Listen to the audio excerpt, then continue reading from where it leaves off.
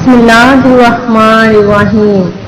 अल्लाह के नाम से शुरू जो बड़ा मेहरबान निहायत रहम करने वाला है। मून वज़ाइफ चैनल की जानब से तमाम नाज़रीन को अस्सलामु अलैकुम वरहमतुल्लाहि वबरकातुहू। मैं अपना चैनल मून वज़ाइफ की जानब से आपके लिए आज जुम्मतुल मुबारक का बहुत ही प्यारा बहुत ही ख़ास वजीफ़ा लेकर हाजिर हुई हूँ।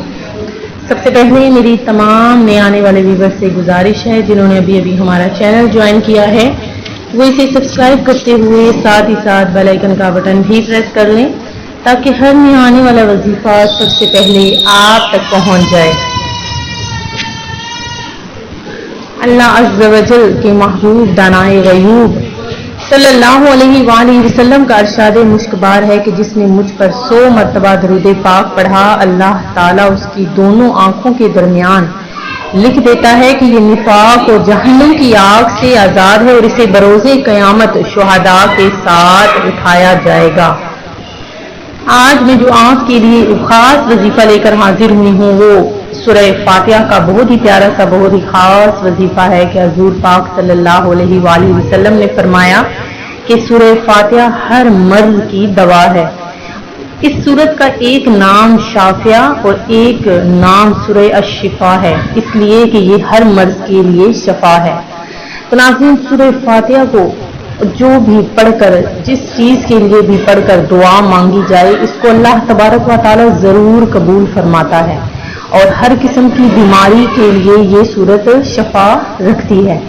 तो नाज़रीन इसका जो आज मैं आपके लिए ख़ास वजीफ़ा लेकर हाजिर हुई हूँ वो जुम्मतुल मुबारक के दिन में आपने सूरह फातिहा का ये अमल करना है और सूरह फातिहा की सिर्फ एक आयत जो आपने पढ़नी है वो बहुत ही ख़ास आयत है कि इय्याका नअबुदु व इय्याका नस्तईन, इय्याका नअबुदु व इय्याका नस्तईन। ये एक आयत आपके हर मर्ज के लिए दवा है।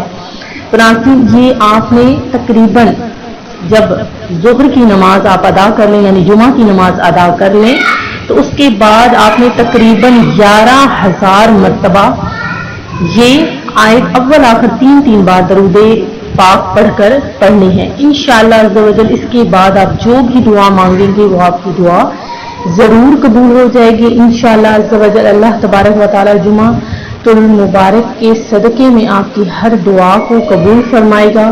ये सूरत पढ़ लेने पूरी भी पढ़ लें तब भी ठीक है। अगर आप सिर्फ एक आयत इय्याका नअबुदु व इय्याका नस्तईन अव्वल आखिर 3 बार दरूद पाक पढ़कर इसको 11,000 मरतबा पढ़ेंगे इसके बाद जो भी दुआ मांगेंगे बीमारी के लिए या माशी तंगी के लिए या रिज़्क़ के लिए तो वो ज़रूर आपकी वो दुआ कबूल होगी। ये बहुत ही मुजरब अमल है। जिसने भी इस अमल को किया अल्लाह तबारक व तआला ने उसका हर अमल मकबूल कर लिया। मैं उम्मीद करती हूँ कि हमारा आज का ये अमल आपको पसंद आया होगा। इसी तरह से मज़ीद वज़ाइफ हासिल करने के लिए हमारा चैनल मून वज़ाइफ को देखते रहिए। अपना ख्याल रखिएगा, दुआ में याद रखिएगा। अल्लाह हाफ़िज़।